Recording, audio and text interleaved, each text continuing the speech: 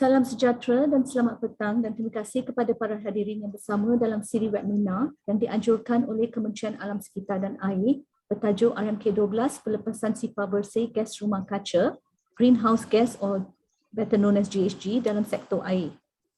Para hadirin yang dihormati sekalian, seperti sedia maklum semasa pelancaran RMK12 baru-baru ini di Parlimen, Yang Amat Berhormat Perdana Menteri Malaysia telah mengumumkan bahawa Malaysia mempunyai aspirasi untuk mencapai sasaran pelepasan sifar bersih gas rumah kaca seawal-awalnya pada tahun 2050, tertakluk kepada hasil strategi jangka masa panjang pembangunan rendah karbon negara pada tahun 2022. Justru webinar pada kali ini diadakan untuk membincangkan mengenai isu atau impak pengumuman tersebut terhadap sektor air, khususnya dari segi pelepasan sifar GHG, pelepasan pelestarian alam sekitar dan kepentingan serta peranan sektor air dalam menangani cabaran perubahan iklim. Bersama-sama kita pada pagi ini adalah 3 orang ahli panel yang terkenal dan mahir dalam sektor air dan pelestarian alam sekitar.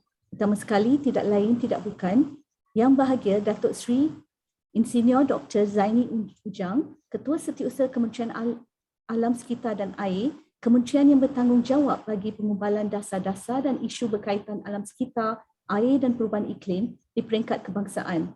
Rata-rata umum mengenali Yang Bahagia Datuk Seri sebagai seorang yang berpengalaman luas, bukan saja sebagai seorang pentadbir, jurutera alam sekitar dan ahli akademik dalam pelestarian alam sekitar, malah beliau merupakan seorang ikon melalui pendekatan eco-shift yang merupakan salah satu daripada lebih 40 buah buku yang pernah dihasilkan. Selamat datang Datuk Seri. Terima kasih jemput saya. Panel kedua kita adalah Datuk Haji Ahmad Faizal Abdul Rahman, Ketua Pegawai Eksekutif Suruhanjaya Perkhidmatan Air Negara SPAN. Beliau merupakan seorang yang sangat berpengalaman dalam institusi kewangan di mana beliau pernah ditempatkan di Maybank Jakarta. Untuk makluman semua, SPAN merupakan badan pengawal selian kebangsaan untuk industri air dan pembentungan untuk Semenanjung Malaysia dan wilayah Persekutuan Labuan. SPAN juga beroperasi di bawah beberapa kerangka perundangan seperti Akta Suruhanjaya Perkhidmatan Air Negara 2006 dan Akta Industri Perkhidmatan Air 2006. Selamat datang Datuk. Terima kasih Doktor.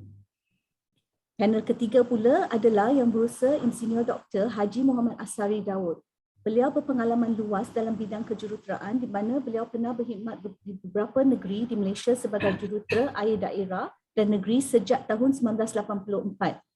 Beliau sekarang merupakan Presiden Persatuan Air Malaysia WMA di mana peranan Persatuan Air Malaysia amat penting terutamanya dalam memberi khidmat pakar air tempatan untuk mengurus bekalan utiliti tersebut. Persatuan ini juga merupakan platform penting bagi meningkatkan pengetahuan dan kemahiran di kalangan ahli persatuan serta bagi meningkatkan kesedaran mengenai isu-isu air terhadap orang ramai. Selamat datang Doktor. Terima kasih. Okay, baiklah. Bagi memulakan sesi webinar ini, saya akan memulakan dengan soalan pertama yang ditujukan kepada Datuk Seri. Apakah kelainan RMK12 dalam konteks pelestarian alam sekitar? Silakan Datuk Seri. Terima kasih Dr. Sugu, terima kasih kepada mereka yang bersama kami pada petang ini. Rancangan Malaysia ke-12 telah dibentangkan pada hari Isnin 27 September yang lalu. Saya fikir kelainan yang paling ketara sekali ialah seluruh dimensi dan seluruh bidang sedang diarahkan supaya lebih lestari. Ini saya fikir sangat menarik. Saya ada satu slide nak share, Dr. Sugu, supaya kita nampak jelas perkara yang kita bincangkan ni. Ini adalah komitmen yang ditunjukkan oleh kerajaan dalam Rancangan Malaysia ke-12 dan kita dapati 2 chapter daripada 10 yang ada tu yang berkaitan dengan alam sekitar. Berkaitan dengan cerita kita hari ini. 20% maknanya yang berkaitan dengan perancangan masa depan adalah berkaitan dengan isu yang akan kita bincangkan pada hari ini. Menunjukkan betapa pentingnya. Pertama sekali lah Advancing Green Growth for Sustainability and Resilience. Ini melibatkan hal-hal yang berkaitan bukan saja berkaitan dengan tenaga tetapi juga berkaitan dengan biodiversity dan apakah perkara yang boleh kita majukan kemudian. Moving forward, sebagai contohnya, kita akan implement low carbon, clean and resilient development. Maknanya selain daripada bersih, kita juga nak pembangunan yang resilient. Resilient cakap Melayu apa? Saya lupa. Resilient. Mantap boleh kot. Ah. Mantap boleh kot. Tak ada istilahnya. Saya Yang terlupa. kukuh kot. Yang Ha? kukuh. Ya, Yang kukuh. yang ya. Tapi yang ketara situ ialah low carbon. Dan hari ini kita akan berbincang tentang perkara yang melibatkan low carbon inilah. Dan kalau kita tengok chapter 9 itu, dia ataupun yang jelas di situ bukan saja dari segi sektor tenaga tetapi juga tentang air. Dalam sektor air ni, Datuk Faisal boleh bagikan data yang lebih jelas nanti. Kita sangat bergantung kepada penggunaan elektrik untuk mengalirkan ataupun water transfer, raw water transfer, penyaluran air mentah daripada satu tempat memerlukan pumping dan sebagainya. Kadang-kadang naik bukit, turun bukit. Kalau kita tengok untuk loji rawatan air di Langat 2, kita mendapatkan air daripada Sungai Semantan di Pahang. Dan memanglah dari segi gravitinya Sungai Semantan tu lebih tinggi daripada Sungai Langat. Tetapi untuk pump daripada sungai nak dipump pergi tu memerlukan kalau saya tak silap 10 pump. Dan saya ketika lawatan saya yang terakhir dulu, kalaulah pump itu dibuka setiap hari, katalah kita buka pump itu setiap bulan, satu pump tu memerlukan lebih kurang RM600,000 Malaysia. Dia punya kos elektriknya lah. Jadi bayangkan katalah kita pakai 7 pump, itulah kos hanya pumping sahaja. Dan pumping itu juga menghasilkan karbon. Ya, sebab kita tahu bahawa tak semua tenaga elektrik yang kita hasilkan di Malaysia ini daripada sumber tenaga lestari. Sebahagian daripada sebahagian besar masih lagi menggunakan arang batu dan juga gas yang menghasilkan GHG. Kemudian kita bertanya, apakah GHG ini? Ini sebagai contohnya Dr. Asari dan Faisal, kita menghasilkan karbon. Jadi banyak orang confused. Jadi saya nak jelaskan dulu. Bila kita menyebut tentang pelepasan karbon, jadi sebut tentang low carbon, rendah karbon. Jadi orang ingatkan karbon sahaja. Jadi bagi mereka yang tak belajar sains itu mungkin ada confused sikit. Tiba-tiba kita sebut CO2 pula. Tiba-tiba sebut greenhouse gases pula. Gas-gas rumah kaca ni apa hal ni? Mana satu yang betul? Ya, kadang-kadang banyak orang bertanya. Ini sebagai satu perbandingan. Contoh, katalah kita menggunakan kenderaan untuk 1 kilometer, kalau kita naik LRT seramai 156 orang, kita menghasilkan 14 gram CO2 setiap kilometer passenger. Ya. Kalau kita naik kereta 4 orang, 42. Kalau kita naik motosikal 1.2 orang, kita dengan anak kecil kita 72. Jadi motosikal tu lebih tinggi daripada naik kereta 4 orang. Jadi Haji Asari nak pergi surau jangan naik motosikal tu. Memanglah dapat pahala tetapi pergi surau tu dapat pahala. Tapi menghasilkan karbon ni kita kena tanya. Ya, apa hukumnya? Berbanding dengan orang yang naik kereta kata 1.5 tu anggaran macam mana mereka nak mengira.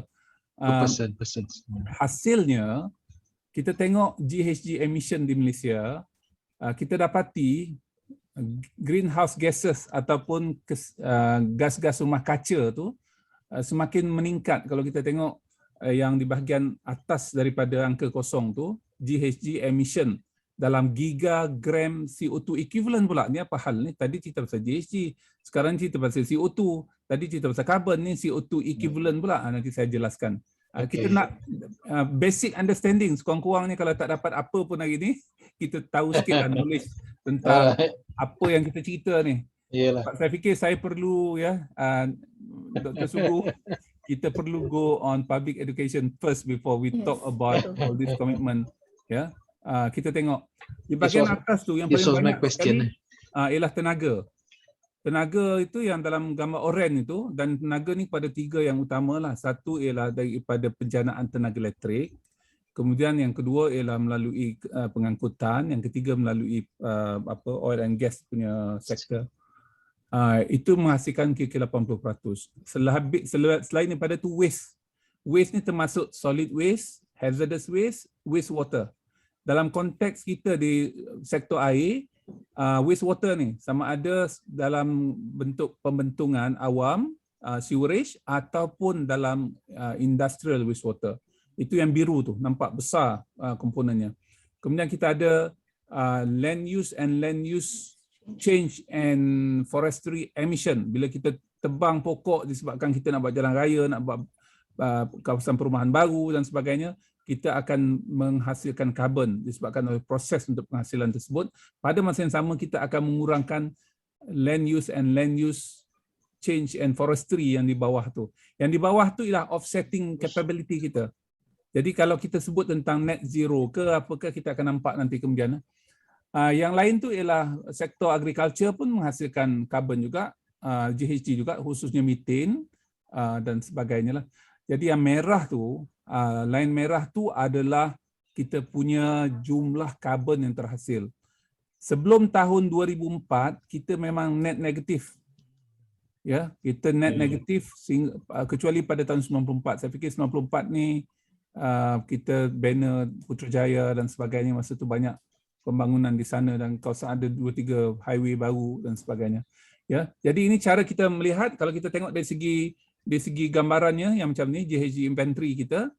Kenapa 2016? Sebab pelaporan kita kepada bangsa-bangsa bersatu Convention, Kerangka Convention Perubahan Iklim UNFCCC ialah pelaporan X-4. Kita lapor pada tahun 2020, kita melaporkan untuk tahun 2016. Tahun depan ya Dr. Sugu, you punya kerja tahun 2022 melaporkan tahun 2018. Ya. So this is what we are doing, yang kita tengok nombor tu. Kalau kita tengok tenaga tu berkurangan tau, daripada 253 kepada 251 dalam keadaan SEDA, Sustainable Sustainable Energy Development Authority baru berfungsi ketika itu. Projek-projek SEDA masih belum siap sepenuhnya yang besar-besar lah. Ya. Kita dapati telah menurun daripada 253 kepada 251. Tetapi kita mesti tengok juga waste sector kita juga menurun daripada 28 kepada 27. Yang bertambah ketaranya ialah land use and land use change and forestry pada 3 ke 17. Disebabkan oleh pertambahan tersebut, lulus removal kita akan jauh akan juga berkurangan lah, daripada 267 kepada 259 dari segi offset capability. So saya nak berakhir di sini sebelum kita ini, bila kita mengemukakan pelaporan ini kepada United Nations Framework Convention on Climate Change, kita submit ini pada 30 bulan 7, kita sebutkan kita akan mengurangkan carbon intensity. Ini lain pula, carbon intensity tadi net zero, CO2 ini dan sebagainya. Ini secara terminologi dia merangkumi keseluruhan. Tetapi apabila kita go detail, dia akan pergi kepada GHG. Ya, kita akan kurangkan 45% secara unconditional. Tidak ada syarat. The target is increase of 10%. Sebelum ni kita letak 35% sahaja. Tetapi kita letak lagi 10% dengan syarat ada bantuan keuangan dan teknologi pada negara-negara maju.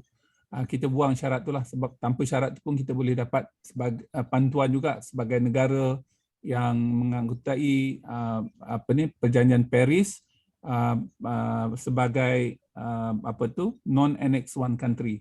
Ya, okey, kita pergi kepada carbon yang disebutkan tadi. Carbon itu untuk memudahkan perbincangan, sebenarnya bukan carbon yang tepatnya adalah GHG. Dulu kita hanya register 3 saja GHG, iaitu carbon dioxide, methane dan nitrous oxide dari segi komitmen kita. Kalau kita tengok ni pun, nitrous oxide tu tak ada carbon pun. Dalam keadaan kita kata carbon intensity pada tahun 2015-2016 dulu, nitrous oxide tu is not carbon. Ya, dia adalah GHG. Tapi kita tambah kepada 7 GHG, chlorofluorocarbons, kita ada perchlorocarbon, sulfur hexafluoride ni pun bukan carbon.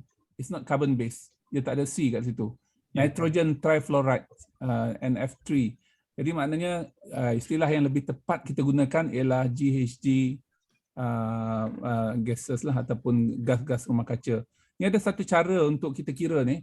Bila kita kata net zero, maknanya A minus B sama juga kosong. Macam tu. A itu biasanya memang positif ataupun A plus B is 0 lah. Jadi A kita adalah 316, B kita tu sepatutnya minus 316 and then it became 0. Ya. Sebenarnya kita pernah dapat net zero banyak tempat lah. Kat situ net zero, yang bawah tu net negatif. Yang lain-lain tu. Jadi kalau orang kata mana istilah yang lebih tepat, jadi kami telah menyemak semula istilah-istilah ni. Sebab sebelum ni kita tak ada komitmen yang tinggi. Komitmen kita makin tinggi, jadi kita telah, sebagaimana Dr. Sugu katakan tadi, pada tahun seawal-awalnya 2050 kita akan dapat net zero lah di Malaysia. Jadi mudah untuk kita kira. Cara kira macam ni lah, Biasari. Wallahu a'lam, itu cara mudah untuk kita tentukan. Isunya apa peranan sektor air untuk sama-sama mencapai net zero ni? Ya, terima kasih. Good. Terima kasih Datuk Sri atas maklumat dan kupasan yang begitu menarik. Mungkin saya pergi kepada soalan kedua dulu yang saya tujukan kepada Ketua Pegawai Eksekutif PAN, Datuk. Apakah isu alam sekitar semasa bagi sektor perkhidmatan air? Okey, terima kasih Dr. Sugu sebagai moderator pada hari ini. Terima kasih Datuk Seri KSU, Dr. Haji Asyari dan semua yang dapat menyertai webinar pada hari ini. Sebenarnya Doktor, sektor air ini agak, saya akuilah agak ke belakang sikit kalau kita lihat dari segi untuk mencapai net zero ni. Kerana sektor air ini masih lagi orang kata bergelut untuk mendapatkan basic infrastructure level yang stabil lah. Jadi bagi saya sekarang ni fokus sektor air adalah lebih kepada meningkatkan kapasiti, meningkatkan reserve margin, menurunkan NRW dan menangani isu-isu pencemaran sumber air lah. Yang ada sedikit contohnya bila kita ada reserve margin dan kapasiti yang cukup dan kita boleh turunkan NRW, jadi production akan dikurangkan. Dengan itu lebih kuranglah tenaga elektrik diperlukan untuk mengeluarkan volume air yang sepatutnya tidak. Macam untuk pemahaman, kalau kita perlukan 100 mld dan NRW kita 30%, sebenarnya kalau kita perlukan 70 mld tapi NRW kita 30%, logi itu terpaksa keluarkan ataupun produce 100 mld. Jadi rugilah pasal 30% tu hilang begitu saja. Jadi kalau dapat dikurangkan kepada katalah 20 separuh dan logi itu hanya keluarkan kurang daripada 100 lah, mungkin 85 mld saja. Dan of course the energy consumption of the pumping will be much reduced. So itu adalah sedikit, tapi kalau nak cakap fokus memang ke arah untuk green technology ataupun mencapai net carbon tu setakat ini belum lagi. Kerana banyak lagi benda-benda basic yang kita belum capai di Malaysia ni. But having said that, kita pun ada memulakan kerana sejak PAAP mengambil alih, orang kata banyak negeri di Malaysia sekarang ini, SPAN dan PAAP dan juga operator air, kita menyediakan beberapa guidelines lah untuk menerapkan green technology di dalam pembinaan aset-aset air di Malaysia. Air dan juga pembentungan sebenarnya. Dalam RMK 12, kalau Pak Rustia boleh share slide sikit. Okay, go to page 4 please. Okay. Okey Doktor, ini adalah antara inisiatif-inisiatif yang kita sedang jalankanlah bersama operator air dan juga pembentungan. Yang pertamanya inisiatif untuk penggunaan tenaga alternatif seperti di Penang dan juga di Perak, kita dalam pelaksanaan untuk membuat mini hydro, jana kuasa hidroelektrik kecil di Perak dan pemasangan solar di Pulau Pinang. Dan juga kita akan patuhlah dengan guideline teknikal untuk green infrastructure. Ini pun kita terapkan supaya semua pembinaan loji-loji dan aset akan melihat guideline ini. Dan di bawah sektor air, di bawah RMK 12, kita juga memperkenalkan WRP, Water Reclamation Plant Project, di mana ia akan kitar semula air kumbahan lah. Dan beberapa lagi lah yang kita cuba terapkan. Contohnya yang paling akhir tu penggunaan peralatan cekap tenaga. Seperti yang kita tahu, yang juga Datuk Seri KSU sentuh tadi, penggunaan elektrik adalah kos yang terbesar lah di dalam sektor air ni. Hampir sama dengan kos ataupun sama dengan kos emolument sebenarnya. Kerana seperti yang mana tahu, emolument ni setiap tahun mesti naik. Biasanya, jadi yang sama besar dengan emolument ni air, elektrik, lebih kurang 30 hingga 40%. Jadi dan kebanyakannya daripada pumping. That's why ada dua kaedah yang kita lihat sekarang ni. Seperti di loji kumbahan, setiap loji baru yang kita upgrade ataupun kita buat, kita sarankan supaya ada AWK menggunakan turbo blower. Turbo blower ni dia bukan saja dapat mengurangkan tenaga elektrik 15% hingga 50%, tetapi juga kerana dia lebih efisien, dia tak perlukan banyak. Jadi kalau biasanya pump ada 6 biasanya pakai, dengan memakai turbo blower yang lebih efisien ni mungkin perlukan 3 sahaja. Jadi dia punya footprint loji tu tak perlu besar, kerana pump ni memakan kawasan yang luas lah. Jadi perlu membuat civil structure yang besar. Itu antara kaedah-kaedah dan inisiatif yang kita lihat dapat membantu mengurangkan pelepasan GHG di masa in long term lah. Kerana seperti yang semua maklum, industri air dan pembentungan ni banyak kekangan keuangan dengan tarif yang amat rendah dan ialah tidak mampu untuk menggantikan semuanya dalam sekelip mata. Jadi akan memakan masa 10-20 tahun untuk kita mencapai tahap yang sepatutnya. Itu saja Doktor, yang detail sikit saya akan sentuh dalam selepas inilah. Terima kasih Doktor. Terima kasih Datuk. Mungkin saya pergi ke soalan ketiga, tujukan kepada Dr. Azhari. Apakah tahap keupayaan profesional dan industri air ketika ini dari segi pelestarian alam sekitar? Mungkin ada kaitan juga dengan soalan Datuk Faizal tadi. Terima kasih Dr. Sugu. Terima kasih Datuk Seri Zaini kerana jemput saya lah untuk jadi panel di sini. Dan terima kasih Datuk Haji Ahmad Faizal yang turut sama dalam panel ni. Jadi menjawab soalan yang dikemukakan tadi, saya rasa sebahagiannya telah pun disebutkan ataupun disentuh oleh Dr. Faizal tentang keupayaan itu dari segi beberapa perkara telah pun terlaksana. Jadi saya rasa ini adalah satu kesempatan yang baiklah sebab kita tadi mulakan dengan presentation oleh Datuk Seri Zaini tentang terminologi yang dengan penerangan tersebut kita sekarang dah makin jelas lah apa yang dihasratkan daripada apa orang kata GHG net zero emission ini. Jadi saya rasa ini penting untuk kita orang kata sebagai langkah awareness kepada masyarakat. Jadi sebenarnya pengurangan emission GHG ini adalah orang kata possible dari segi amalan di Malaysia ini, baik sama ada dari segi keupayaan profesional maupun industri itu sendiri. Cuma sekarang ni yang disebut di akhir ucapan Datuk Ahmad Faizal dari segi keupayaan kewangan. Itu kita nak kena balance. Sebab kadang-kadang kita melihat kos sebagai yang direct cost kepada industri dan kepada planet ini. Direct cost. Sedangkan kita ada indirect cost. Seperti mana apa yang kita bincang pada hari ini. Yang kita bincangkan ini adalah kita mendapat manfaat daripada satu perkara yang kita mungkin tidak nampak dan tidak boleh nilai pada peringkat sekarang secara direct. Jadi orang beranggapan bahawa tak apalah kita pakai low efficiency equipment pun tak apalah, murah.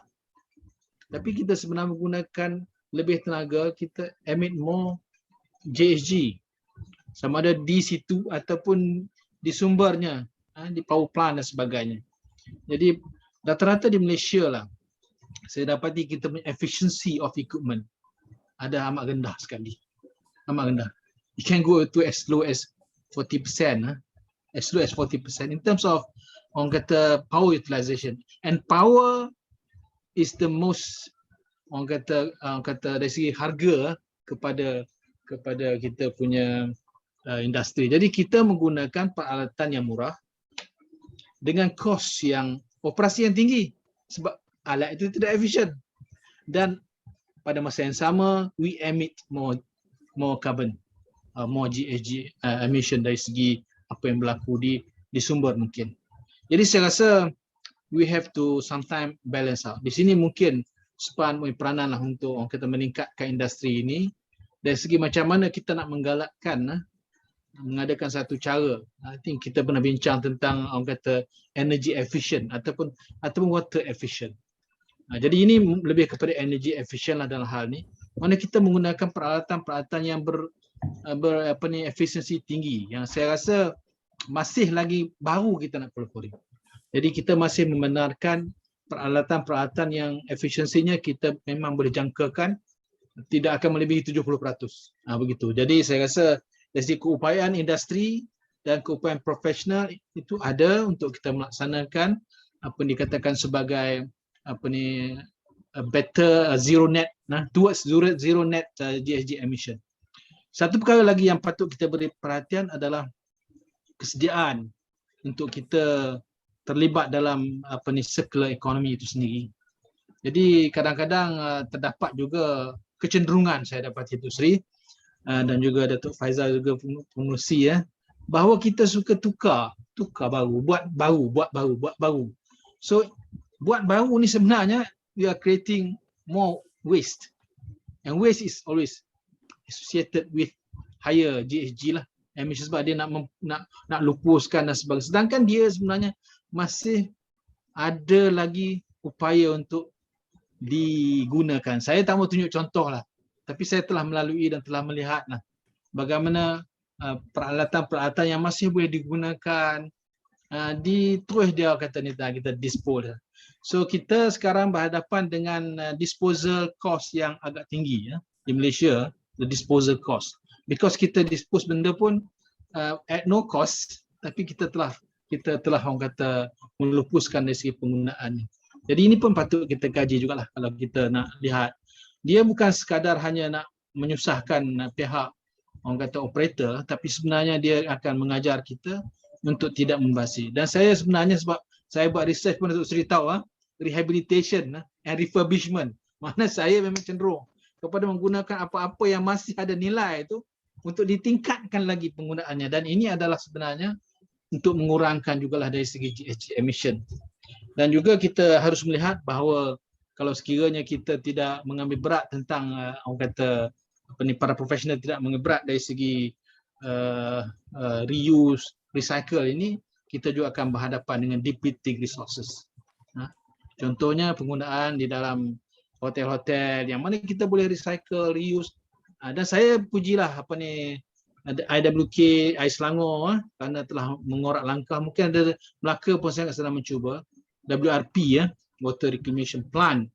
Ini bagus. Maknanya kita akan gunakan apa yang pada masa sekarang dianggap sebagai waste. Cuma macam mana kita nak menterjemahkan dia dalam kita punya graf yang Datuk Seri tunjuk tadi, itu yang menarik lah. Itu nak kena belajar lagi lah. Jadi ia mungkin akan dapat meningkatkan kita punya atau mengurangkan lagi kita punya emission net emission.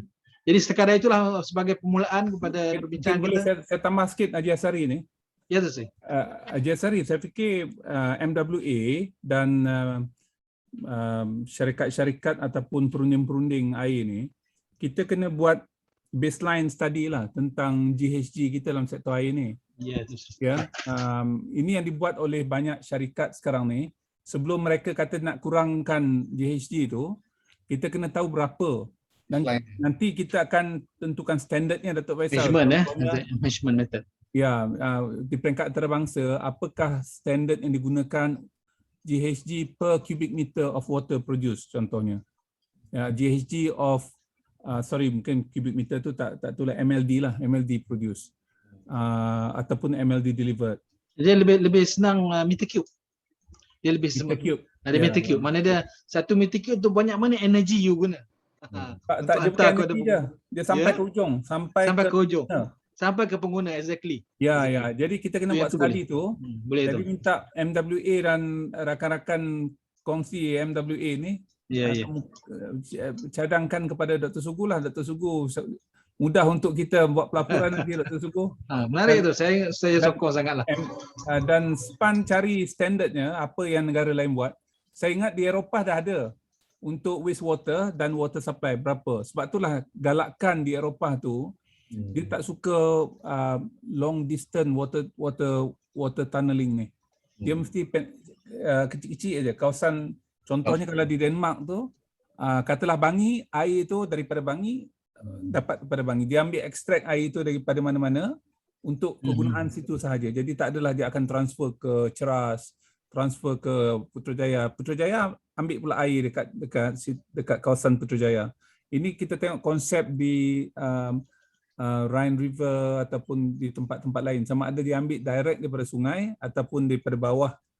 Itu caranya lah. Jadi sekurang-kurangnya kos untuk water transfer tu akan menjadi lebih murah. Jadi cadangan saya kalau boleh MWA mula mengorak langkah ini satu dimensi baru bagi sektor air saya fikir untuk melihat GHG tagging dan mungkin nanti kepada pengguna-pengguna air yang memboros air kita akan ada standardnya nanti kita boleh kenakan semacam penalty macam banyak negara seperti Singapura dia buat carbon tax ni. Ya, banyak negara dah itu. Jadi sekurang-kurangnya bukan hanya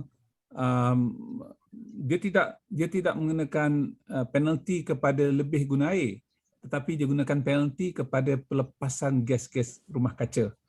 Ya, sebab itu ada kesan yang sangat besar kepada perubahan iklim kita.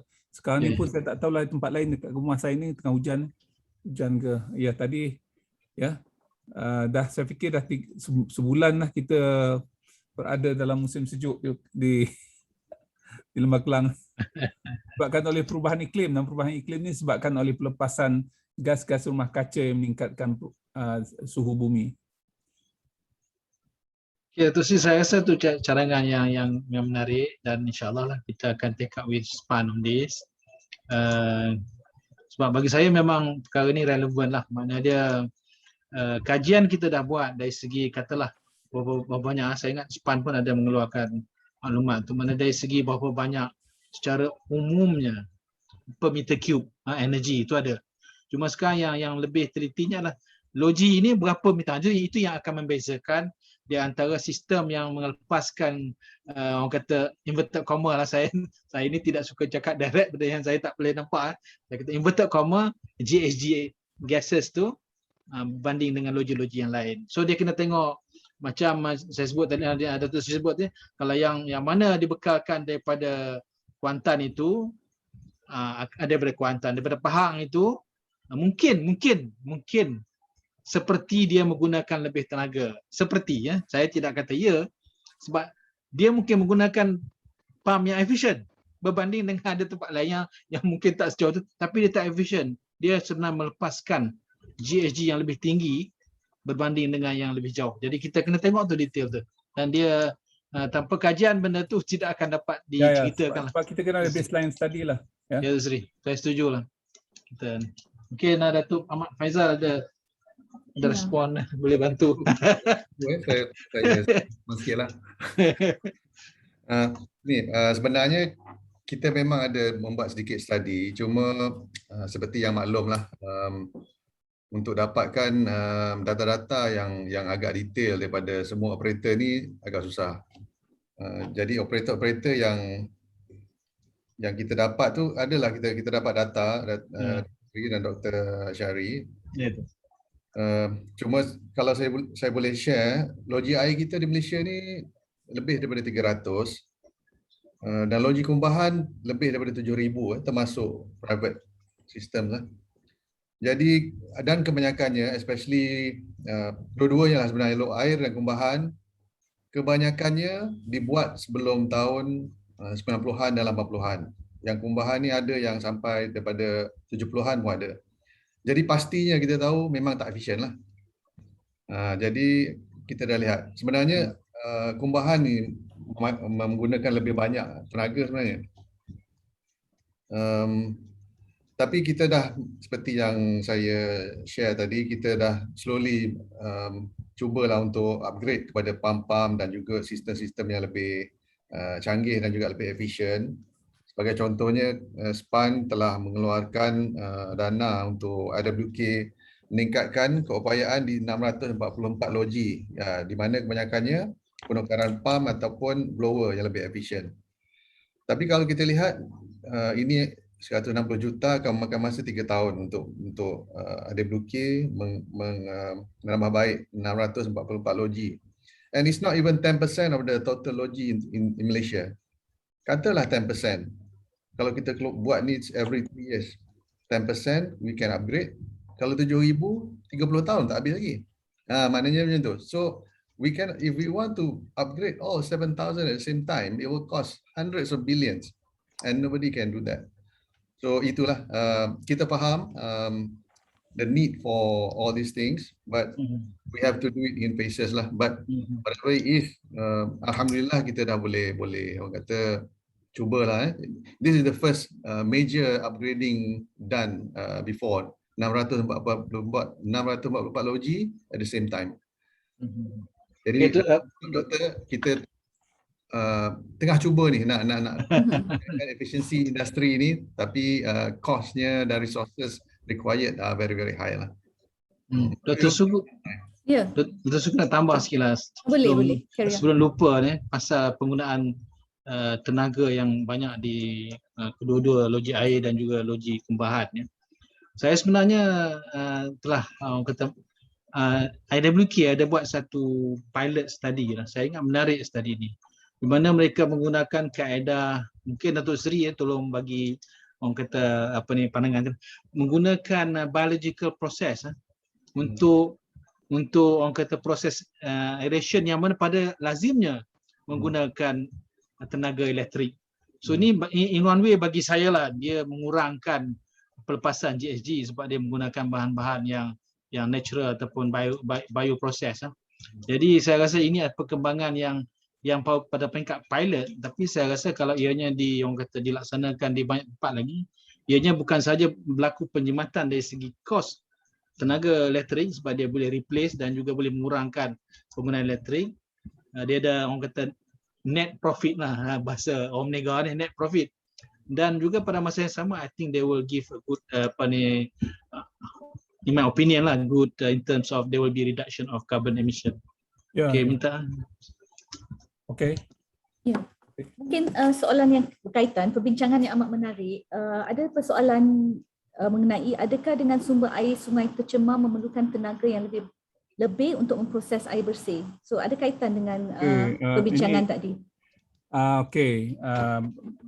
Biasanya kalaulah mengatasi minimum standard yang ditetapkan oleh Kementerian Kesihatan, loji-loji air tak akan ambil sebagai air mentah untuk dirawat. Ya, sebab itulah kadang-kadang kita ada gangguan bekalan air. Gangguan bekalan air yang paling biasa sekali ialah apabila pencemaran berlaku. Okey, walaupun demikian, boleh sebenarnya kita merawat air tersebut, tetapi dengan teknologi yang lebih canggih dan dengan tenaga yang lebih tinggi lah. Ya, contohnya macam kita dengar macam di Singapura 15 tahun dahulu, mereka ada new water. New water tu daripada kumbahan. Jadi kalau kumbahan yang itu pun boleh dirawat menjadi air minuman, ini kan pula air yang tercemar sedikit. Cuma kita mesti ingat bahawa kosnya kepada pengguna, dan disebabkan oleh tarif Malaysia ni sangat istilah yang saya guna dalam bahasa Inggeris, very generous tariff lah, itu senang cerita. Kepada pengguna, sehingga kan pihak pengeluar air ni tak sanggup untuk melabur lah kalaulah itu keadaannya. Sebab tu paling murah sekali bagi mereka ialah tak rawat air ketika tu.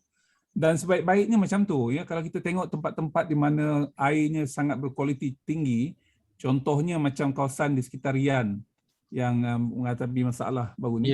Air di situ sangat baik. Kalau kita tengok, saya pergi banyak kali ke tempat kawasan tu, sumber airnya tu kalau kita ambil dalam gelas tu, airnya tu seolah-olah sangat bersih macam tu. Lepas tu masuk dalam loji tu hanya letak sedikit saja bahan kimia yang kita panggil coagulants dan ditambah dengan bahan kuman pembasmi kuman atau disinfektan, sikit saja. Ya, jadi kalau kita tengok air masuk tu tak macam air di loji-loji lain yang warnanya keruh dan sebagainya. So, apa yang kita nak ialah sumber air yang bersih, secara tak langsung prosesnya akan sangat murah. Contoh negeri-negeri yang seperti Jepun yang kita biasa sebutlah. Kadang-kadang seolah-olah macam rawatannya tu, Dr. Asari, saya pergi ke loji yang paling tua di Jepun pada tahun 1904, loji tu dibina, masih digunakan sampai sekarang. Sumber airnya tu seolah-olah tak payah dirawat. Dia hanya gunakan sand filter, kemudian tu letak disinfektan. Itu saja. Sand filter tu pun gunakan pasir 50 tahun yang dulu. Pasir pun tak habis. Dia gunakan balik pasir yang ada. Jadi saya fikir soalan itu sangat penting. Sebab itulah kita kena jaga kualiti air sungai kita jangan tercemar. Banyak orang kata saya tak mencemarkan air. Ini isunya Datuk Faisal. Saya tak mencemarkan air tapi kita punya septic tank tak pernah dikosongkan contohnya. Patutnya dikosongkan setiap 2 tahun sekali sepatutnya sekurang-kurangnya bagi mereka yang tak menggunakan sistem pembentungan bersambung. Ya. Dan kemudian kalaulah kita ada kedai ke dan seumpamanya, pastikan yang semua air yang kita gunakan basuhan di dapur dan sebagainya itu dimasukkan ke dalam sistem pembentungan. Tak boleh masuk ke longkang. Masuk ke longkang terus masuk ke sungai. Dan akhirnya sungai kita akan jadi tercemar. Walaupun kita buat sikit, tapi kalau semua orang buat sikit, ia akan jadi banyak. Wallahu a'lam. Akhirnya sungai kita tercemar. Terima kasih Datuk Sri. Mengambil kira perbincangan tadi, mengatakan sektor air sedang bergelut dengan basic infrastructure dan juga agak ketinggalan dari segi pengurangan GHG, and kita kena balance dari segi cost dan operation. So mungkin soalan, apakah aspirasi terhadap kemajuan teknologi dalam sektor air dan bagaimana kekangan seperti faktor pembiayaan ini dapat diatasi? Untuk semua panel. Untuk Faisal lah, dia yang lulus. Faisal lah. Dia nak approve. Dia yang approve. Yang kuasa meng-approve kat sini Datuk Faisal seorang aja ya. Ya Datuk Faisal, silakan. Ya, Doktor, terima kasih. Jadi basically soalan tu saya boleh kupas baliklah, balance between teknologi dengan keuangan ya. Ya. How to strike that balance. Okey, yalah, seperti yang Dr. Asyari sebut tadi, benda yang kita tak dapat lihat ni, kita biasanya we tend to forget about it and kita tengok yang mana direct cost sahaja. Di SPAN kita pun cubalah untuk menitik beratkan isu-isu ini dan kita pun telah membangunkan garis panduan teknikal pembinaan infrastruktur hijau, di mana kita telah menyediakan dan akan dimuktamadkan pada bulan ini, dan di antara poin-poin yang dinyatakan dalam garis panduan tersebut adalah penggunaan pam, motor, lampu yang cekap tenaga, pematuhan green infrastructure dalam Uniform Technical Guidelines bagi reka bentuk loji-loji baru, dan telah pun dilaksanakan atau akan dilaksanakan kepada projek-projek yang telah diluluskan, di antaranya loji rawatan air Kok Diang Kedah, loji rawatan air Semambu Pahang dan loji rawatan air Rasau Pasar 1 di Selangor. Jadi benda-benda macam ni kita dah highlight dan akan dimasukkan dalam design loji-loji baru ini supaya mematuhi Uniform Technical Guidelines green infrastructure. Mungkin kosnya agak lebih sikit daripada konvensional tu, tapi over the long term, the direct and indirect cost we believe will be better lah. Dan seperti yang Datuk KSU mention juga tadi, penekanan satu lagi aspek yang kita tekankan sangat di RNK12 ni adalah mengurangkan pembaziran. Salah satu pembaziran yang terbesar adalah domestic consumption dan juga NRW. Both are considered water demand management lah.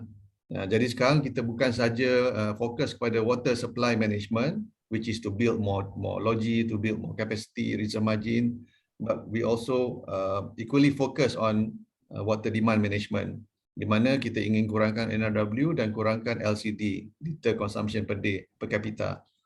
Okey, dan secara ringkasnya, NRW untuk RMK12 ni kita telah memohon ataupun KASA telah memohon hampir 7 bilion untuk diberikan ataupun dilaksanakan melalui konsep matching grant dan juga grant terus.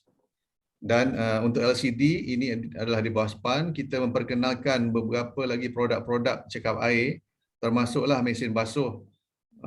Di mana sekarang ni mesin basuh telah ada di pasaran yang ada check-up air, dan kita dah memperkenalkan rebate juga untuk satu tempoh promosi lah, untuk siapa RM200 saya ingat untuk satu mesin basuh. Cerita sikit Dr. Faisal. Mesin Saya pun basuh nak ni tukar mesin basuh ni. kita dah kita collaborate dengan Shopee. Jadi siapa yang beli mesin basuh yang cekap air dan cekap tenaga ni, Shopee melalui Shopee lah sebenarnya, SPAN yang bagi, melalui Shopee RM200 diskaun. Jadi disarankanlah siapa yang plan nak tukar mesin basuh tu, please check out Shopee ya. Terima kasih Datuk. Okay, soalan ni mungkin ditujukan kepada Datuk Sri. Diminta menerangkan serba sedikit mengenai pembangunan roadmap transformasi sektor air negara di bawah RMK 12 dan peranan KASA sebagai agensi peneraju dalam konteks perubahan iklim. Ya, okey. Transformasi yang kita nak buat ni sampai 2040, dan kita nak menjadikan sektor air ni sektor yang penjana ekonomi negara. Sekarang ni sektor air ni sektor yang sangat bergantung kepada subsidi kerajaan. Ya, sebab tu kalau contohnya dalam rancangan Malaysia ke-11 ke-12, jumlah peruntukan kita 97.5% adalah kepada sektor air. Dalam di kementerian kami hanya lebih kurang dalam 2% sahaja kepada sektor alam sekitar. Maknanya dalam sektor alam sekitar tu, kalau kita nak buat projek apa-apa, contohnya kita nak buat clinical waste disposal system, kita boleh panggil tender terbuka dan kita bagi lesen kepada mereka berjaya tanpa penglibatan pendanaan daripada kerajaan. Tetapi kalaulah kita nak buat loji rawatan kumbahan contohnya, itu kerajaan kena keluar duit. Di Langat ini ada 1.6 bilion ringgit Malaysia projek yang sedang dalam proses untuk disiapkan. Yang ada yang telah kita siapkan di pantai yang lalu pada tahun 2018 tu 1 bilion harganya. Hal tersebut tak berlaku dalam sektor tenaga contohnya, tak berlaku dalam sektor alam sekitar. Sektor air masih perlukan pendanaan kerajaan sebab sektor air ni dia tak bankable. Senang ceritalah Datuk Faisal, you are from this industry. Kita nak jadikan sektor air ni bankable. Caranya ialah pendanaan tu jelas, revenue kepada penyedia perkhidmatan itu berpatutan. Dan bila kita kata telus adil, itu bukan hanya adil kepada pengguna tau. Adil juga kepada penyedia perkhidmatan. Sebab contohnya macam bekalan air ni disediakan oleh syarikat yang dimiliki sepenuhnya oleh kerajaan negeri kecuali di Johor dan di Pulau Pinang. Pulau Pinang tu je public listed. Ya. Jadi secara tak langsung kerajaan negeri yang bertanggungjawab untuk menyediakan kemudahan bekalan air khususnya. Jadi yang saya nak sebutkan juga, dengan cara sedemikian barulah kita boleh masukkan elemen-elemen yang rendah karbon ni. Dan saya nak sebutkan sebenarnya rendah karbon ni ada 5 ni. Saya tak ada masa saya sebut saja kecuali ditanya. Pertama sekali berkaitan dengan tenaga. Tenaga ni ada 2, satu tenaga yang efisien, energy efficiency yang Datuk Faisal sebutkan tadi. Yang kedua tenaga lestari. Tenaga lestari ni ada 2. Satu kita dapat daripada grid. Jadi akan datang ni mungkin kita boleh beli daripada tenaga nasional itu, kita nak yang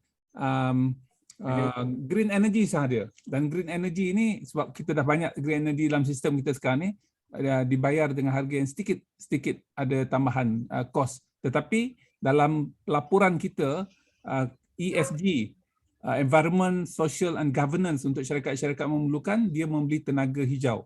Contohnya kawan saya di Jepun, Dia kata dalam dia pembayaran dia tu, dia tak nak nuklear, dia tak nak coal.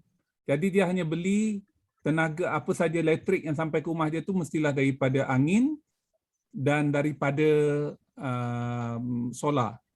So kosnya agak per unit energy tu agak tinggi sedikit lah. Tapi itu kos yang dia bayar. Jadi on paper, apa saja tenaga yang masuk dalam sistem grid itu dia beli yang hijaunya itu. Dan realitinya sebenarnya elektron sama aja. Tapi dari segi pengiraannya ialah dia menggunakan tenaga hijau sepenuhnya. Itu yang grid. Yang non-grid pula kita buat solar panel macam Datuk Faisal sebutkan tadi. Di atas bumbung ada solar panel. Begitu juga dengan kalau saya kata untuk sistem di sistem pembentungan loji rawatan kumbahan, kita ada biomass daripada sludge yang kita boleh menghasilkan tenaga. Itu dari segi non-grid lah yang menggunakan tenaga itu untuk tujuan operasi di loji tersebut. Begitu juga kalau kita tengok di banyak tempat sekarang ni, khususnya di Jepun, semua tenaga yang boleh diperolehi daripada micro hydro dalam pipe itu akan dijana. Jadi ada spesifikasi loji-loji baru untuk makluman Dr. Faisal, nanti saya akan dapatkan maklumannya. Mesti dalam pipe itu mesti ada turbine kecil. Jadi turbine kecil ini cukup untuk operasi yang digunakan di loji air dan loji kumbahan di loji-loji di Jepun tu. Tak perlukan daripada grid lagi. Dia off grid. Kemudian yang kedua, mobility. Low carbon juga. Contohnya ialah kenderaan yang digunakan oleh syarikat air. Jadi kena cari cara macam mana. Bila kita ada peluang besok, katalah kita nak gunakan kenderaan yang non-ICE, contohnya non-internal combustion engines.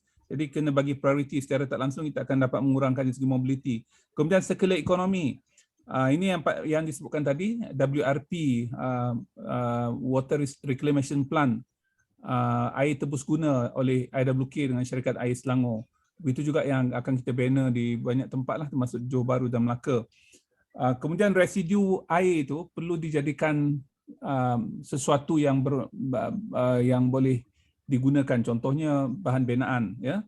Sekarang ni residu air itu biasanya kita hanya dispose macam tu je lah. Yang keempat ialah high water efficiency, ini yang Datuk Faisal sebutkan tadi. Sama ada mengurangkan NRW, kurang NRW maknanya kuranglah penggunaan tenaga kita, sebab sekarang ni penggunaan ataupun non-revenue water kita, air yang hilang ini dia 35%. Maknanya kita menggunakan tenaga 35% daripada tenaga tu air hilang. Dah lah air hilang, tenaga elektrik terpaksa digunakan. Emission kita pun, GHG emission kita pun 35% ekstra. Jadi ini adalah perkara-perkara yang simple yang harus kita masukkan dalam calculation kita sekarang ni moving forward. Jadi saya fikir begitu juga dengan water consumption kena diturunkan kita sekarang ni. Ini saya tak tahu ni, saya nak menyalahkan MWA lah, sebab nampaknya lagi kita banyak berkempen suruh kurang penggunaan air, makin tinggi penggunaan air kita sekarang ni.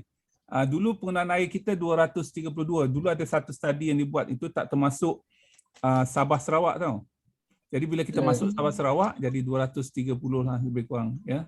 Jadi semakin naiklah, itu data yang kita kumpulkan baru ni.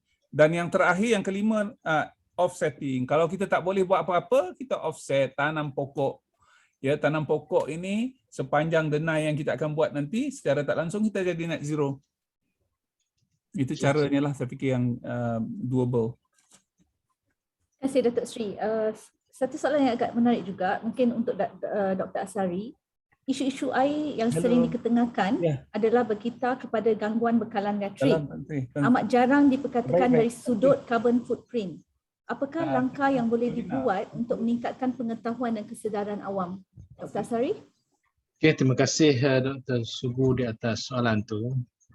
Jadi saya rasa untuk melibatkan orang awam, dan saya rasa ini adalah pendekatan yang digunakan dalam RMK 12 ni. Saya tengok dia punya, sebab dia menggunakan konsep keluarga Malaysia juga dalam hal ni. Jadi saya nampak penglibatan orang awam ni menjadi penting. Dan dia juga disebutkan satu perkara yang amat menarik dalam RMK 12 tu adalah SME ataupun micro dan SME. saya biasa dengan SME, jadi micro, small and medium entrepreneurs akan menjadikan ejen atau elemen utama pembangunan. Major dia panggil driver of growth bagi negara untuk RMK2. Ini amat menarik. Maknanya kita sekarang sedang melihat peranan yang patut dimainkan oleh orang awam ataupun masyarakat dalam melaksanakan apa-apa yang aspirasi kerajaan atau aspirasi kita lah, orang yang terlibat dalam zero emission GHG ini. Jadi kita perlu terjemahkan perkara ini kepada masyarakat untuk dilaksanakan dengan mudah. Kita dah cover few things macam penggunaan peralatan efisien, baik water efficient ke ataupun energy efficient, itu satu. Kemudian recycle reuse pun juga adalah perkara yang akan membantu dalam mengurangkan. Jadi kalau kita boleh pergi jauh lagi, hebatlah macam di Jepun, Datuk Seri sebut tadi, mereka boleh orang kata commit themselves to I want to buy yang green energy for example. Jadi saya rasa peranan masyarakat ini perlu melalui proses orang kata exposure lah, memberikan awareness kepada mereka. Webinar ini salah satu, dan kemungkinan kita perlu juga mengambil orang kata prime time dalam media utama, TV dan sebagainya untuk menerangkan perkara ini dalam bahasa yang mudah. Saya tengok tadi Datuk Seri cerita tu very straightforward, very simple, and kita pun jadi excited juga untuk menjadi sebahagian daripada mereka yang akan orang kata menyumbang kepada orang kata menzerokan whatever the jadi mensiparkan bersihkan carbon emission ini. Tapi kalau kita tak nampak, kita pun tak tahu peranan kita. Jadi kita nampak apa yang kita boleh orang kata kira dollar and cent lah. Tapi kalau kita kira balik, dia sebenarnya mempunyai apa orang kata kebaikan dari segi long term. Jadi kita tidak dapat lepas daripada memberikan kefahaman kepada orang ramai tentang perlunya orang kata sama-sama terlibat di dalam orang kata mengurangkan emission. Dan ini kelebihan adalah oleh kerana kita tidak peka dengan orang kata bahayanya waste ini dianggap kecil. Itu ya orang buang kata-kata tu. Bila dia buang kata masuk dalam sungai. Bila masuk dalam sungai dia akan jadi masalah. Kalau dia boleh dizerokan di peringkat kata di premis mana ianya digunakan, dia tidak akan menyumbang kepada mencemarkan sungai dan sebagainya. Itu oleh kerana mereka memilih untuk orang kata keluar daripada the circle dalam kawasan yang mereka boleh menguasainya, dia buang ke sungai dan sebagainya. Itu memberikan masalah kepada orang lain. Sepatutnya apabila dia menggunakan, dia mengeluarkan, dia sepatutnya menyelesaikan sampai ke habis. And it become part of circular economy pun. Dan saya nak ucap terima kasih kepada Datuk Seri sebut tadi tentang residu daripada loji rawatan air itu patut dimanfaatkan. Itu kena tanya Datuk Faisal. Saya sokong 12 tangan. Maknanya itulah caranya. Maknanya dahlah kita ada kos yang tak perlu. Jadi kita boleh sebenarnya recycle, reuse dan mengurangkan apa yang katakan sebagai zero net emission of GHG. Itu jawapan saya, Dr. Sugeng. Terima kasih Doktor. Ada soalan yang spesifik ni. Adakah sebarang insentif diberikan kepada pemilik rumah yang menggunakan rainwater harvesting? Insentif tersebut adalah menjurus kepada pembinaan piping yang boleh memisahkan air bagi kegunaan manusia dan bagi tujuan mencuci, cleaning. Mungkin Datuk Faizal kot? Insentif. Sebarang insentif diberikan kepada pemilik rumah yang menggunakan rainwater harvesting? Setakat ni tak ada. Tak ada. Ya, saya fikir insentif tu lebih kepada peringkat awal untuk pemaju perumahan di sesuatu lokasi. Saya dapat tahu ini tak semua pihak berkuasa tempatan buat, tapi pihak berkuasa tempatan di mana banjir sering berlaku ketika pembinaan sesebuah kawasan perumahan baru di kawasan tersebut memang ada insentif. Itu bergantung kepada PBT lah, PBT masing-masing. Secara tak langsung, tujuan kita apabila ada rainwater harvesting ini,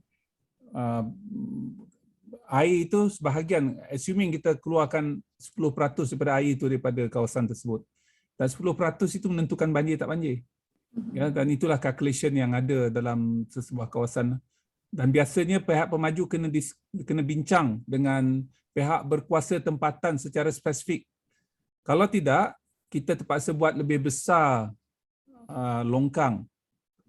Dan longkang yang besar ini kadang-kadang pemaju buat kawasan dia aja. Yang depan sana, yang luar pada kawasan dia tak buat. Jadi pihak berkuasa tempatan, PBT kena sediakan longkang yang lebih besar. Jadi dia kira-kira, okey, lebih baik bagi insentif, you buat benda ni, jadi kita tak perlu longkang besar. Macam itulah dia punya cara, dia punya ni. Jadi bukan secara individual, tetapi secara berkelompok menerusi sesuatu kawasan projek pembangunan.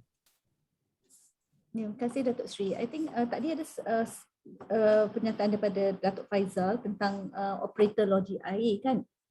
To get the information is not that easy. So ada soalan ni, adakah operator air boleh disyaratkan untuk membuat sustainability atau environmental report? So apa pandangan Datuk Faizal atau Datuk Seri atau Doktor mengenai perkara ni? Saya jawab Datuk Seri. Ya, sila. Betul.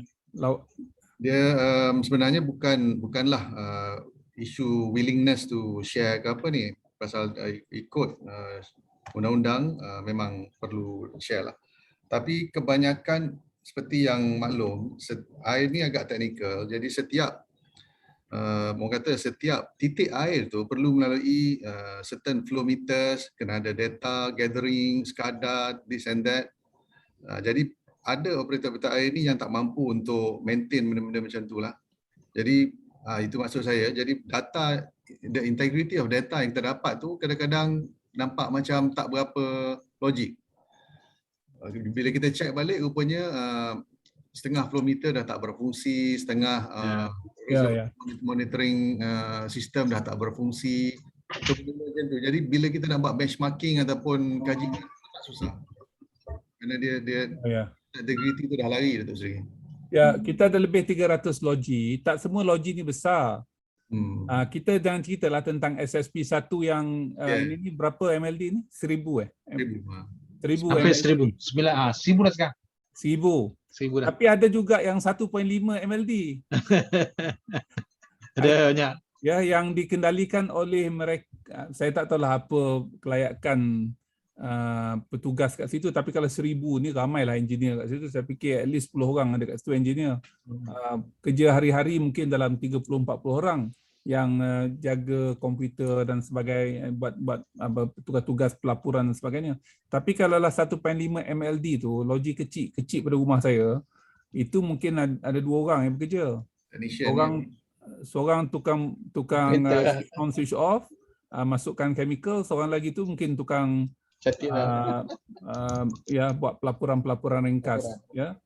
Jadi saya fikir dari segi perkara yang kita minta tu mungkin tak ada, logi-logi tu tak ada peralatan yang diperlukan untuk data-data yang kita perlukan. Sebab tu saya tak tahu berapa banyak logi yang di bawah 10 MLD, Datuk Faizal. Banyak ada data tak?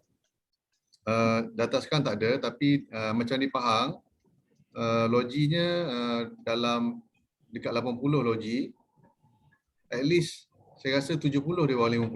Kerana banyak di kawasan-kawasan terpencil. 70 di bawah 50 MLD lah. Yes. Assuming katalah 40% NRW, jadi maknanya lebih kurang dalam penghasilan itu lebih kurang dalam 30 ajalah maksimum yang sampai kepada pengguna. Yes. Ya. Yang selebihnya itu hilang di mana-mana. Terima kasih Datuk Seri. Ada satu persoalan ni. Datuk Seri, Dr. Sugu. Ya, Datuk. Even just to share lah. Even orang kata negeri maju macam Johor, ada dalam dekat 30 kawasan Felda. Jadi setiap kawasan Felda ni kerana dia jauh-jauh di dalam pendalaman, biasanya mereka ada logi sendiri lah. Kerana untuk bekalkan daripada logi besar tu agak jauh. So even di Johor pun yang orang kata tahap servis bekalan air ni agak bagus. Tapi di Felda, kawasan Felda ni 27 tak silap saya, kawasan Felda di Johor pun ada loji-loji kecil macam Datuk Seri cakap lah, ada yang 1, 2, 5, dan pastinya loji-loji ni kerana dia dibangunkan oleh KPLB zaman dulu ataupun Felda sendiri, memang agak usang lah aset-asetnya dan efficiency level tu is definitely ni lah kan. Tapi oleh kerana dia punya permintaan tu kecil dan juga orang kata tak strategic in that sense, operator air ni lebih tumpukan kepada loji-loji besar kerana lebih merangkumi jutaan pengguna kan. Jadi kalau ada apa-apa, operator air akan lebih strategize untuk make sure yang loji-loji besar ni di upgrade, di apalah, kerana dia kalau rosak melibatkan jutaan ataupun ratusan ribu pengguna daripada loji-loji kecil yang mungkin cuma beberapa ratus atau ribu saja. Jadi is natural. Yang loji-loji kecil ni memang orang kata lebih agak terbiar sikit, tapi dan dari segi of course energy efficiency and so on memang tidak mencapai lah apa yang kita hendakkan. Ya. Perlu juga ni Dr. Faisal. Yang Kedah, Pahang tak payah cakap lah. Okey, perlu juga dijelaskan Dr. Sugu. Ya. Dalam sistem bekalan air di negara kita ni, dia terbahagi kepada dua. Satu, sumber air. Sumber air ni melibatkan kerja-kerja seperti buat empangan, buat barrage, water transfer, buat takungan air pinggir sungai. Itu semua ditanggung oleh kerajaan pusat sebagai grant, sebagai subsidi. Itu yang mahal tu. Nak buat sebuah empangan, katalah di Semantan, itu campur dengan pembelian berapa 3,000 ekar tanah dan sebagainya, itu lebih kurang yang mahal lah, 500 juta dan sebagainya. Kalau kita ingat di tempat-tempat yang seperti di Pulau Pinang tu, apa nama? Mengkuang. Mengkuang tu lebih kurang dalam 1 bilion kan? 1 bilion, hampir 1 bilion lah. Jadi itu semua ditanggung oleh kerajaan persekutuan. Yang tidak ditanggung oleh kerajaan persekutuan ialah tentang perkhidmatan air, water services. Ini merangkumi buat loji, buat pipe air, buat tangki air terawat. Itu dibiayai menerusi tarif daripada pengguna. Tarif pengguna tidak membayar untuk pembinaan empangan, barrage, itu tak masuk. Ya?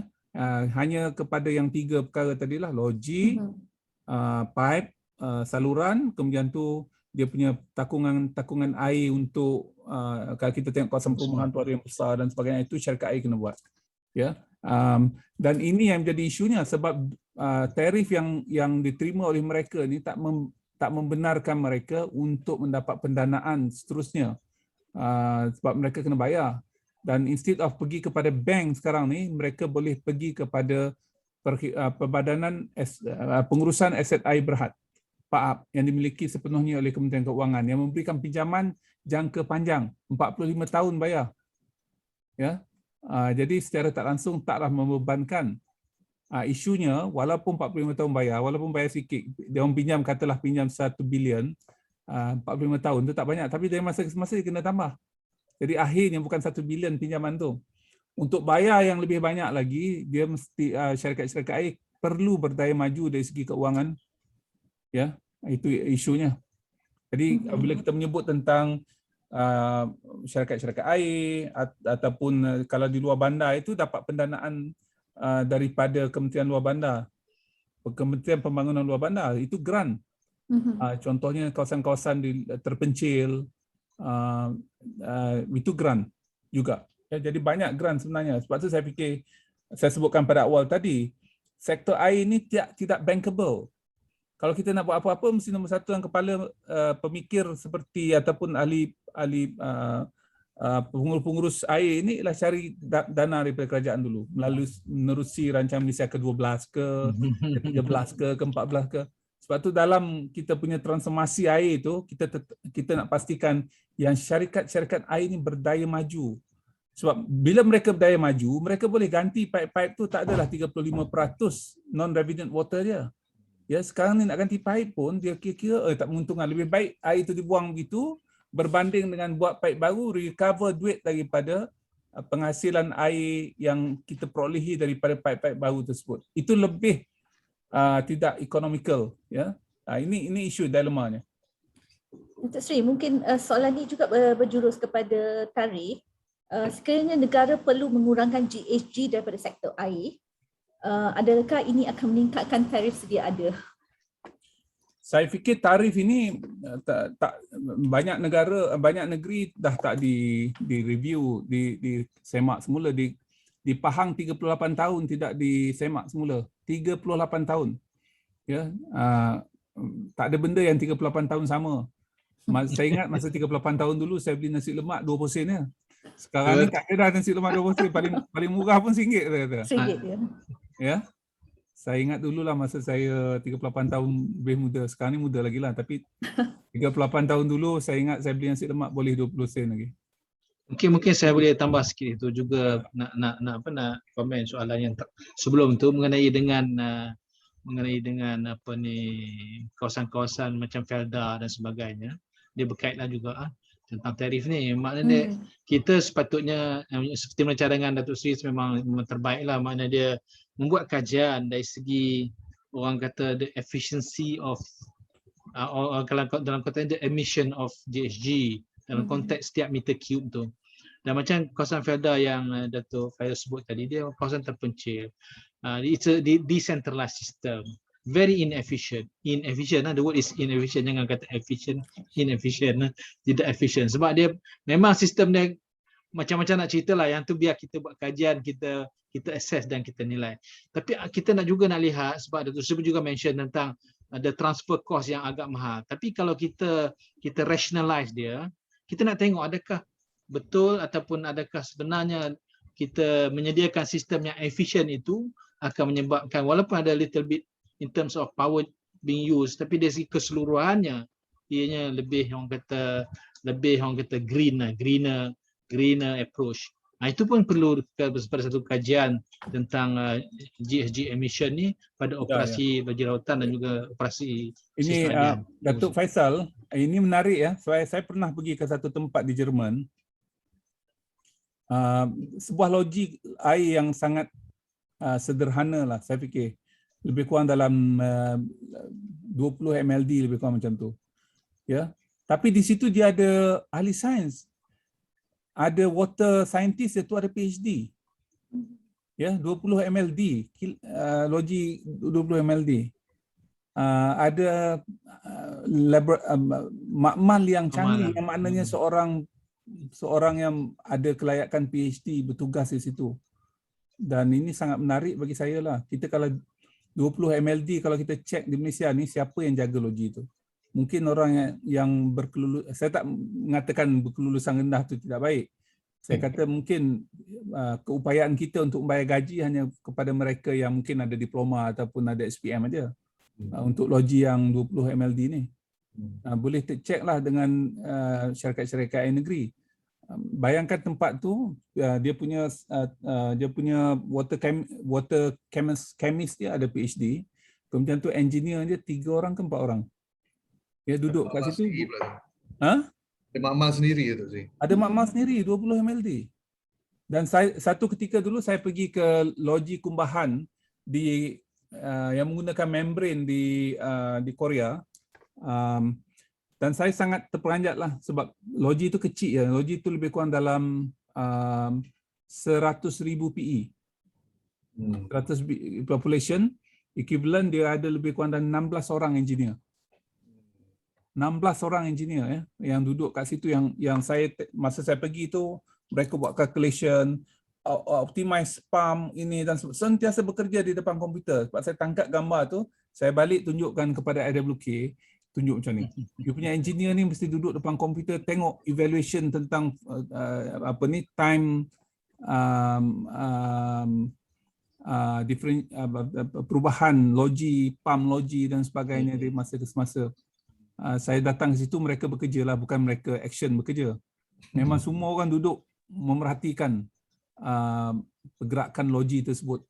16 orang jurutera yang duduk untuk 100,000 PE. Bayangkan. Mungkin saya boleh tambah sikit di situ. Sebenarnya kerja-kerja di loji ni yang kita buat sekarang ni dibuat oleh operator, dan SPAN tentulah meletakkan syarat dia kena kompeten. Tapi kompeten dia kompeten level 2 contohnya kan. Tapi that same work kalau dibuat oleh orang yang ada degree, ada master, ada PhD dan sebagainya, dia punya orang panggil tahap lebih tinggi. Bermakna tahap lebih tinggi mana dia lebih sensitif kepada perubahan. Apabila berlaku perubahan, dia tahu apa nak buat. Tapi bagi operator yang level 2, dia tidak perlu sensitif kepada perubahan. Kerja dia memang Jangan rosak, jangan berhenti. jangan rosak, jangan berhenti. Itu kerja dia. Ini has been spelled out very well dalam sistem competency system NOS dalam JPK. Mana dia tidak perlu. Tapi dari segi buat kerja, dia boleh buat kerja. Kerja yang dia nak buat tu, kalau kemis buat pun macam tu buat kerja dia. Tapi dia tidak boleh, dia tak boleh fikir lebih daripada apa yang dia buat tu. Jadi there is competency level yang berbeza lah. Jadi saya rasa kalau kita ada orang yang macam tu, jadi masalah-masalah yang berlaku, kualiti berubah, mereka cepat bertindak sebab mereka ada keupayaan dari segi seperti mana dia panggil kompetensi yang level yang lebih tinggi, dari segi knowledge, dari segi pengalaman dan sebagainya. Saya rasa kita mungkinlah Datuk Seri Datuk Faizal, kita insya-Allah lah pelan-pelan kita go towards that lah. Ya, saya fikir ini satu perkara yang penting. Datuk Faisal mungkin boleh cari data ni. Tahun 1990 saya dimaklumkan oleh orang yang dah, saya kebetulan masa itu tengah belajar dekat luar negeri. Bil air dengan bil elektrik tu hampir sama. Bil air, bil elektrik, bil telefon sama. Ya, saya ingat masa kat kampung RM20, RM20. Ya, bil air tu mungkin rendah sikit lah, tapi kebetulan kat kampung saya masa tu kita menggunakan banyak kepala paip. Jadi dulu masa kita masuk ke kampung tu, ada orang satu kepala paip je dekat dapur je tu, ataupun dekat bilik air dia. Jadi ada orang yang banyak kepala paip digunakan, dia menggunakan lebih kurang RM20 lah untuk keluarga 4 orang macam tu. Tapi semakin lama harga air RM20 juga ya sebulan. Tapi harga elektrik dah jadi RM300. Harga telefon dah jadi RM1,000 lebih dah. Sebab setiap orang ada telefon sekarang ni. Ya. Dulu daripada RM20, sekarang ni anak saya ada telefon, isteri saya ada telefon sendiri. Semua masing-masing ambil package yang RM114 ke RM115 tu. Kalaulah kita ada 5 orang tadi, 5 kali RM100 dah RM500. Katalah RM600 untuk telefon sahaja. Bil elektrik kita mungkin RM400 je, tapi bil air masih sama lagi, katalah RM30. Ya. So ini menunjukkan betapa dalam industri perkhidmatan air kita ni, there is less money to spend. Saya tak katakan yang kena bayar tinggi. Kalaulah kata tarif itu, strukturnya kita lihat balik, secara tak langsung sistem lebih efisien. Kita boleh beli pipe yang baru, kita ini pada masa yang sama pengguna pun dia tahu harga air mahal, dia tak akan gunakan semewah sekarang ni. Sekarang ni saya tengok, ya Allah, kalau kita gosok gigi tu, saya pernah pergi ke bilik satu toilet yang baru ni saya pergi, mereka gosok gigi, ialah kita travel dari masa ke semasa kan. Air running water air mencurah-curah turun. Dan baru saya nampak, oh ini kebiasaan masyarakat kita, maknanya dia biasa buat kat rumah lah. Jadi kalaulah ke R&R macam itulah dia gosok gigi. Panjang 5 minit gosok gigi tu, air mencurah-curah turun. Mungkin memerlukan 10 liter air ketika gosok gigi. So ini perkara yang dah jadi kebiasaan masyarakat kita, sebab kita rasa dengan air macam ni pun, saya bayar RM30 juga sebulan, RM40 sebulan macam tu. Jadi tak bermakna kalau kita kaji tarif air kita tu, orang akan bayar banyak. Tidak, orang akan menggunakan sedikit. Ya, itu pandangan banyak pihak lah yang kita dapati. Datuk Seri, kita pun dah buat kajian di Eropah, sama dengan Malaysia dalam tahun 1990-an lah, 80-an 90-an, di mana bil air dengan bil elektrik lebih kurang sama. Kalau di Denmark tu, dia lebih murah, elektrik lebih murah daripada air.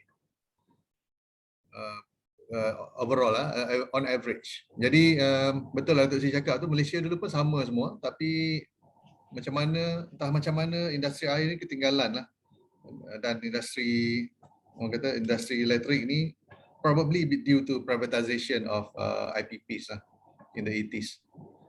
Jadi dia dah jauh. Macam bil api kita biasanya macam rumah saya dekat 800 hingga 1000, bil air baru RM80, RM60. Orang pakainya sama kerana anak saya ramai. Itulah sebagai contoh Datuk Seri, since SPAN was established, kita dah buat kajian sikit, bil tenaga dah 7 kali naik. Bil air 2 kali tapi bukan semua negeri. Hanya melibatkan beberapa negeri lah. Ada negeri yang memang tak naik langsung lah, macam Datuk Seri cakap tadi. Jadi dalam tempoh dalam lebih kurang 10 tahun tu, 2010 hingga sekarang, bil tenaga dah 7-8 kali naik. Bil air barely 2 kali, tak melibatkan semua negeri pun. Saya rasa dalam 7 negeri je. 4+3. Ya, ini Kita penting. tekankan kita, Datuk Seri. Ya, ketika kita berbincang dengan syarikat-syarikat air, mereka bagi tahu mereka tak boleh nak maju ke depan menyediakan perkhidmatan yang lebih baik. Contohnya ketika ini yang kita bincang secara dasar, apa yang diperlukan sekarang ni untuk membolehkan di Lembah Kelang ini tak berlaku catuan air ataupun tak berlaku gangguan air. Catuan dan gangguan tu dua perkara yang berbeza. Banyak negara Datuk Faisal guna catuan. Contohnya macam di Australia, dia bagi tahu kawasan ni ada air petang ni. Besok ini, jadi maknanya dia tak ada water disruption completely, tetapi dia bagi tahu kawasan ni dan dia gelek-gelekkan lah. Kata contoh macam 1000 mld tadi, dia masih produce 200 mld, tetapi hanya kepada kawasan-kawasan tertentu sahaja. Ya, dan dia ni secara tak langsung orang akan menggunakan air dengan lebih berhati-hati. Dan pada ketika itu dia naikkan harga air. Jadi harga air di Australia ni bergantung kepada keadaan. Musim panas harga air di Australia mahal. Ya, dia nak menggalakkan orang sedikit menggunakan air dan tak boleh nak menjirus bunga kawasan taman di rumah, tak boleh. Ya, kalau nak jirus juga maknanya tadah air yang kita basuhan, kita mandi kita tu gunakan air itu untuk membasuh. Itu di Australia perubahan. Tapi negara kita alhamdulillah sentiasa ada hujan, tetapi hujan itu bukan boleh masuk dalam paip. Hujan itu perlu masuk dalam loji dulu, kena rawat dulu, kena dipam ke sana sini, dan kemudian tu baru sampai kepada pengguna. Jadi saya fikir banyak pihak yang telah kita hubungi mengatakan bahawa mereka rela lah kalau naik sedikit tapi tak berlaku disruption. Jadi dia orang tanya saya, apa cara kita tak berlaku disruption? Ini sangat penting dengan betul. Yang kita kena buat storage. Storage untuk dua-dua. Satu untuk air mentah dan air terawat. Jadi sekarang ni air mentah kita tu kita boleh buat off river storage lah. Macam contohnya di Semenyih ada 2 loji, loji 1 dan loji 2. Loji 1 yang selalu tutup tu. Loji 2 tutup juga air walaupun tercemar sebab mereka ada takungan air pinggir sungai. Jadi air itu boleh digunakan. Ya, kita gunakan itu. Yang kedua ialah kita menggunakan water grid. Kita sambung. Sekarang ni macam SSP1 ni, dia macam jari ni lah. Ini SSP1, SSP2, SSP3. Dia tak bersambung antara satu dengan yang ni. Jadi kita nak sambung. Tapi kita mesti ingat, sambung tu tengah bandar. Bukan senang. Nak menyambung tu siapa? Berbilion harganya nak menyambung tu. Jadi perkara ni harus kita bincanglah dengan syarikat air. Bagaimana syarikat air nak melabur. Kalau kerajaan nak membantu pun, apa dasar untuk kita membantu. So perkara-perkara ni kita lihatlah sebab perkhidmatan air kita sepatutnya semuanya daripada pengguna dan daripada syarikat-syarikat air. Wallahualam. Terima kasih Datuk Seri. Baik, saya kira itu saja masa yang kita ada. Sebelum kita mengakhiri sesi webinar ini, saya ingin menjemput sekali lagi setiap ahli panel untuk memberi kata-kata akhir. Mungkin Dr. Asari, dimulakan dengan Dr. Asari. Okey, terima kasih Dr. Subu. Jadi saya rasa kita dah dapatlah some background kenapa kita perlu melihat kos air ini dalam konteks yang holistik lah, menyeluruh. Kalau kita sekadar melihat pada kos, direct cost, dan orang kata bukan direct cost, direct obvious cost. Ini yang selalu orang tengok ni. Dia sebenarnya direct cost tu banyak lagi daripada yang kita duk kira. Kita akan mendapati bahawa industri ini akan tidak bermaya lah untuk menarik pelaburan. Itu fact lah, kita kena realize that we need orang kata to have orang kata a better value for money. Dan with better value for money, orang akan tahu menghargai air, mengguna dengan lebih baik lah. Dia tidak berlaku pembaziran. Saya ingat kalau di negara-negara maju, dia sebelum dia nak sampai catu tu, dia ada 2-3 perkara dia akan buat. Masuklah yang Datuk Seri, dia akan ubah harga tu dulu. Dia akan okay, this time we're going to impose higher, so you bayar lebih sikit, orang akan start menjimat dan sebagainya. Jadi dia ada banyak orang kata banyak option untuk buat, tapi kita belum lagi menerokai sebab kita merasakan bahawa orang awam belum dapat menilai sepenuhnya nilai air yang sebenar. Jadi saya harap dengan kita webinar ini kita akan dapat orang kata menghargai air dengan lebih baik dan kita bersedia untuk membayar dengan harga yang sesuai dengan apa yang kita aspirasikan daripada perkhidmatan yang diberikan oleh operator. Terima kasih Doktor. Terima kasih Dr. Sri dan Terima kasih Dr. Asari. Datuk Faizal. Doktor, terima kasih. Saya ingin akhiri webinar pada hari ini untuk merayulah dan menyeru pendengar-pendengar kita dan juga orang ramai supaya dapat menjimatkan air. Sedikit statistik, air yang kita pakai setiap hari secara puratanya untuk minum kurang daripada 10%. Selebihnya kita pakai untuk shower, mandi dan flushing, dan yang paling besar adalah penggunaan mesin basuh. Hampir 30% mesin basuh kalau kita basuh baju sehari sekali atau 2 kali sehari.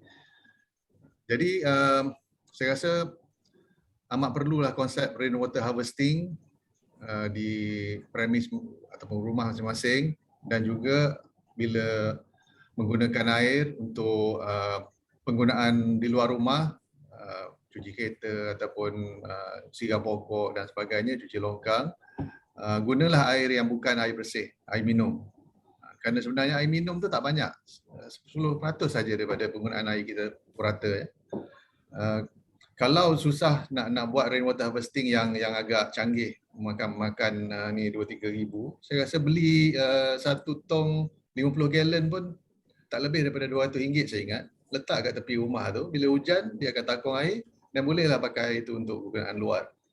Itu saja Doktor. Sedikit tips lah untuk menjimatkan air dan untuk mengurangkan pembaziran energi. Terima kasih. Terima kasih Datuk. Datuk Sri, silakan. Terima kasih. Kita nak kemukakan satu wacana baru tentang pengurusan air ni. Ya, kita sudah banyak bicara tentang banjir, pencemaran air, tentang NRW. So sekarang ni kita tambah satu. Saya harap penambahan ini tidak membebankan dan pada masa yang sama akan transform. Ya, kita lebih efisien lagi. Tan Sri Datuk Faisal dan Dr. Asari ya. Saya tengok macam sektor tenaga ni mereka sangat efisien sekarang ni. Sampai ke contohnya di rumah saya kita ada buat audit tenaga. Jadi auditor datang ke rumah saya, of course kita bayar, dan dia akan bagi tahu, kata boleh kurangkan tenaga elektrik ni 30% kalau buat benda ni. Contohnya tukar peti sejuk lama saya yang telah dibeli ketika itu 14 tahun ya, dengan peti sejuk yang baru yang ada penyematan tenaga yang sangat ketara lah, sebab tenaga yang saya gunakan ketika itu lebih jauh lebih rendah. Begitu juga yang lain-lain. Jadi kita nak buat benda yang sama untuk sektor air ni. Saya harap MWA dapat bekerjasama dengan SPAN supaya kita akan buat audit air nanti. Kita pergi ke rumah dan bagi tahu macam mana nak jimatkan air dan sebagainya pada industri dan sebagainya. Itu satu sektor baru yang saya harap juga boleh dimasukkan greenhouse gas emission. Initiative. Bukan greenhouse, greenhouse gases. Ya. Ya. Terima kasih. Terima kasih sekali lagi. Saya ingin merakamkan ucapan setinggi-tinggi penghargaan kepada tiga-tiga ahli panel pada hari ini ke atas perbincangan yang amat menarik dan informatif. This is actually a start to more discussions for the water sector and towards net zero emission. So saya ingin mengakhiri webinar ini dengan sebuah pantun, boleh ya Datuk Sri? Sila, saya pun tak berpantun. Okey, air nadi hidupan semua, transformasi air hala tuju kita, pelepasan bersih sifar aspirasi kita, alam lestari nikmat semua. Dari tadi kita berbicara sampai di sini wacana kita, semoga kita bersua semoga. Terima kasih ucapan untuk semua. Dengan ini berakhirlah sesi webinar pada kali ini dan sehingga bertemu lagi, terima kasih kepada semua. Terima kasih. Terima kasih. Tahniah. Terima kasih. Moderator atas pantun yang kita tak berpantun pun. Patut macam puisi ni. Datuk Seri selalu baca puisi. Hari ni serius sangat lah. Okey. Serius Terima ini. kasih semua. Assalamualaikum. Terima kasih semua. Ya, terima kasih semua.